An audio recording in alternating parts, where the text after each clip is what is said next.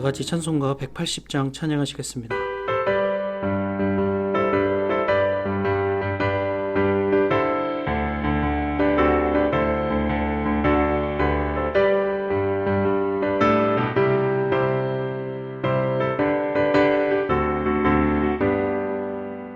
하나님의 나쁜 소리 천지 진동할 때에 예수 영광 중에 구름 타시고 천사들을 세계 만국 모든 곳에 보내어 구원받은 성도들을 모으리. 나 밟을 때 나의 일을 나 밟을 때 나의 일을 나 밟을 때 나의 일을 부를 때에 잔치 참여하겠네. 무덤 속에 잠자는 자 그때 다시 일어나 영화로운 부활 승리 얻으리. 주가 택한 모든 성도 구름 타고 올라가 공중에서 주의 얼굴 배우리. 나 밟을 때 나의 일을 나 밟을 때 나의 일을 나 밟을 때 나의 일을 부를 때에 잔치 참여하겠네.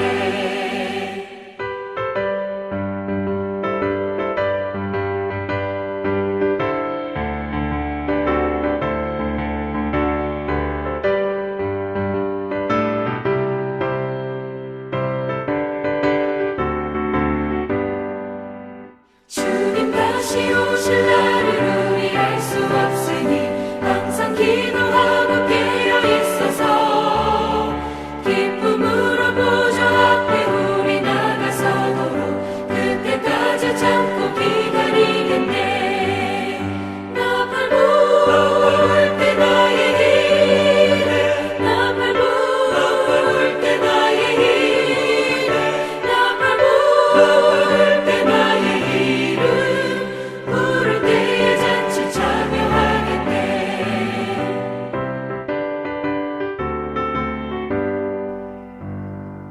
오늘 함께 보실 성경 말씀은 고린도전서 15장 12절에서 19절 말씀입니다.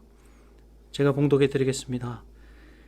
그리스도께서 죽은 자 가운데서 다시 살아나셨다 전파되었거늘 너희 중에서 어떤 사람은 어찌하여 죽은 자 가운데서 부활이 없다 하느냐. 만일 죽은 자의 부활이 없으면 그리스도도 다시 살아나지 못하셨으리라. 그리스도께서 만일 다시 살아나지 못하셨으면 우리가 전파하는 것도 헛것이요 또 너희 믿음도 헛것이며 또 우리가 하나님의 거짓 증인으로 발견되리니 우리가 하나님이 그리스도를 다시 살리셨다고 증언하였음이라. 만일 죽은 자가 다시 살아나는 일이 없으면 하나님이 그리스도를 다시 살리지 아니하셨으리라. 만일 죽은 자가 다시 살아나는 일이 없으면 그리스도도 다시 살아나신 일이 없었을 터이요. 그리스도께서 다시 살아나신 일이 없으면 너희의 믿음도 헛되고 너희가 여전히 죄 가운데 있을 것이요. 또한 그리스도 안에서 잠자는 자도 망하였으리니 만일 그리스도 안에서 우리가 바라는 것이 만일 이 세상의 삶뿐이면 모든 사람 가운데 우리가 더욱 불쌍한 자이리라. 아멘. 오늘 본문에서 사도 바울은 앞부분에 나왔던 부활에 대한 내용을 연결해서 말하고 있습니다. 고린도 교회의 부활에 대한 논쟁이 있었습니다. 부활에 대해 신학적으로 그리고 신앙적으로 잘못된 생각들이 있었는데 그것을 이제 사도 바울이 바로 잡는 것입니다. 그 부활에 대한 논쟁의 핵심을 보여주는 구절이 바로 12절입니다.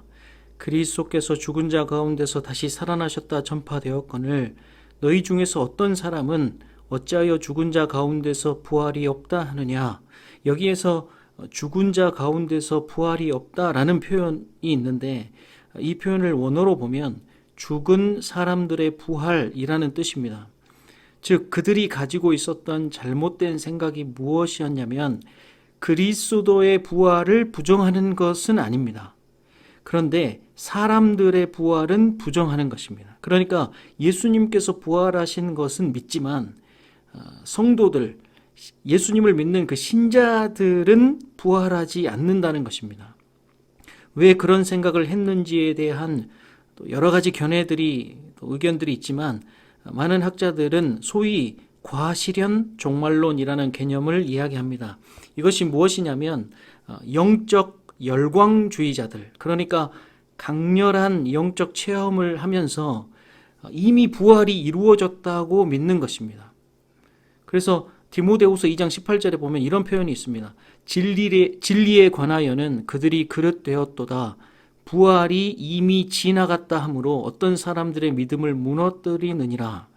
그러니까 이 사람들은 부활을 상징적인 영혼의 갱신으로 생각을 했습니다. 실제 살아나는 부활이 아닌 것이죠. 우리들이 부활에 대해서 이야기할 때는 실제로 살아나는 것입니다. 그래서 부활을 믿는 성도가 얻게 되는 구원은 철학적인 의미나 감각적인 어떤 느낌이 아니라 죽음을 이기고 실제로 살아나는 것입니다. 사망 권세를 이기고 실제로 살아나는 것입니다. 그런데 이 사람들은 죽음을 자유로운 영혼의 해방으로 이해를 했습니다. 이런 배경을 통해 오늘 본문을 보면 좀 더 쉽게 이해할 수 있습니다. 바울의 논리는 이것입니다. 죽은 사람들의 부활이 없다고 가정을 한번 해보자. 그렇다면 역사적으로 그런 일이 단 한 건도 없어야 한다. 그렇게 생각한다면 인간의 몸을 입고 역사 속에 오셨던 그리스도께서도 절대 다시 살아나셨을 수가 없다. 그 누구도 죽은 자들 가운데서 살아날 수 없기 때문이다. 그런데 여러분도 눈치채셨겠지만 여기에 모순이 발생하는 것이죠. 그리스도께서 죽은 자 가운데서 살아나실 수 없다면 복음은 헛것이 되고 믿음도 헛것이 되는 것이죠. 가짜가 되는 것입니다. 왜냐하면 그리스도께서 죽은 자들 가운데서 살아나셨다는 사실이 복음의 핵심이기 때문에 그렇습니다. 그렇다면 결국 바울과 사도들은 거짓 증인들이 되게 됩니다. 그리고 그리스도께서 다시 살아나지 않으신 것이라면 우리의 믿음이 아무 소용이 없게 되는 것입니다. 우리들은 여전히 죄에서 벗어나지 못하는 것이 되고 그 말은 구원이 없다는 말이죠. 그리고 그리스도 안에서 잠자는 자, 즉 죽은 신자들은 망한 것이 되고 바울과 고린도 교회 성도들은 이 세상에서 가장 불쌍한 사람들이 되는 것입니다. 그러니까 지금 사도 바울은 굉장히 논리적으로 그들의 생각이 잘못되었다는 것을 증명하고 있는 것이죠. 여러분, 만약에 그들의 생각이 맞다면 우리들은 우리들이 살아가고 있는 이 땅의 삶에 모든 것을 걸어야 하는 것입니다. 이 생이 전부가 되기 때문에 그렇습니다. 가장 현명한 사람은 죽으면 끝이니까 최대한 인생을 자기 마음대로 즐기는 사람입니다. 그리고 힘든 일이 생기면 자신의 목숨을 끊는 것이 문제를 해결하는 가장 지혜롭고 용기 있는 것이 돼버리는 것입니다. 여러분, 이것은 말이 안 되는 것이죠. 그런데 여러분, 우리들이 이 말도 안 되는 생각을 가지고 신앙생활을 하고 있는지 이제 한번 점검해 봐야 합니다.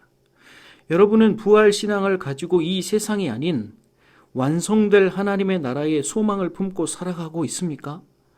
대외적으로 신앙적인 말을 할 때 그때를 말하는 것이 아니라 실제 여러분의 삶 속에서 부활 신앙이 영향을 끼치고 있습니까? 부활이 있느냐 없느냐는 일단 놔두고 무슨 원수를 사랑하느냐 그 정도까지는 아니더라도 여러분이 실제로 살고 있는 그 매일매일의 현장에서 조금도 신앙적인 모습이 보여지고 있지 않은 것은 아닙니까? 정말 오늘 하루도 하나님 앞에 서게 될 날을 준비하고 있습니까? 준비하려는 자세와 태도는 가지고 있습니까? 당연히 우리들이 그렇다고 해서 막 살라는 이야기가 아니라 결국 하나님의 나라에 하나님 앞에 서게 될 것이니까 이 세상에 소망을 품지 않고 이 세상에서는 마음대로 산다 그런 것이 아니라 당연히 성실하게 살아야죠. 최선을 다해 살아야 합니다. 그러나 이 땅에서 평생 살 것처럼 악착같이 사는 것과는 다른 것입니다. 어떻게 살아가고 계십니까? 이 세상에 소망을 두고 살지 않는다고 하면서 자녀가 잘 되는 것만은 절대 포기하지 못하는 그 마음을 한 번씩 깨달으며 애통하며 하나님 여전히 우리가 연약합니다. 제가 연약합니다 하며 주님 앞에 기도해 보셨습니까? 어떤 사람이 실패하는 것을 보면서 은근히 기뻐하는 마음이 드는 자신을 깨닫고 주님 여전히 세상적인 저의 모습을 보십시오. 그렇게 아파하며 하나님 앞에 울면서 기도해 보셨습니까? 그렇게 자신을 영적으로 갱신하고 새롭게 하는 작업을 해보신 적이 있으십니까? 여러분, 우리가 하나님께 받은 진짜 복은 이 세상에서 승승장구하고 모두 손만 대면 대박이 나고 자녀들이 걱정도 안 끼치고 그럴싸한 스펙을 갖게 되고 그런 것들이 아닙니다. 우리가 하나님께 받은 진짜 복은 내 자신이 바뀌는 것입니다. 이 땅에 소망을 두지 않고 마지막 날에 하나님 품에 안길 것에 모든 소망을 두고 사는 사람만이 가질 수 있는 변화를 경험하는 것입니다. 이것이 부활 신앙입니다. 우리들은 모두 하나님 아버지 앞에 서게 될 것입니다. 그리고 하나님은 다른 것은 하나도 보지 않으십니다. 다른 것은 하나도 기뻐하지 않으십니다. 사도 바울도 그런 것들은 다 배설물로 여긴다고 했는데 하나님은 말할 것도 없죠. 하나님은 그 변화를 보시는 것입니다. 하늘을 품은 자만이 가질 수 있는 변화와 열매를 보시는 것입니다. 그것만 남습니다. 그것이 없다면 오늘 본문에 나온 표현처럼 모든 것이 헛것이 되는 것입니다. 여러분, 참다운 부활 신앙으로 변화를 매일매일 경험하는 저와 여러분들이 되기를 간절히 소원합니다. 기도하시겠습니다. 사랑과 은혜가 풍성하신 하나님 감사합니다. 오늘 하루도 말씀과 기도로 시작하게 하심을 감사합니다. 말씀을 깨달을 수 있는 듣는 귀와 깨닫는 마음 주심을 감사합니다. 오늘도 우리 안에 내주하셔서 말할 수 없는 탄식으로 기도하시며 또 우리를 도우시는 그 보혜사 성령 하나님, 우리들의 연약함을 감찰하시고 하나님의 말씀으로 또 부활신앙으로 변화되어져 갈 수 있도록 도와주시옵소서. 세강교회와 유창진 담임 목사님을 위해서 기도합니다. 담임 목사님 영육간의 강건함을 허락하여 주시고 주님께서 허락하신 은혜와 지혜로 충만하게 하여 주시옵소서. 특별히 담임 목사님을 통해 선포된 하나님의 말씀이 교회와 성도들의 각 삶의 영역을 뛰어넘어 이 시대와 이 나라의 위로와 회복의 메시지가 되게 하여 주시옵소서. 하나님, 우리의 기도를 들으시고 응답하여 주시옵소서. 하나님의 방법과 때에 역사하여 주시옵소서. 감사드리며 예수 그리스도의 이름으로 기도드립니다. 아멘.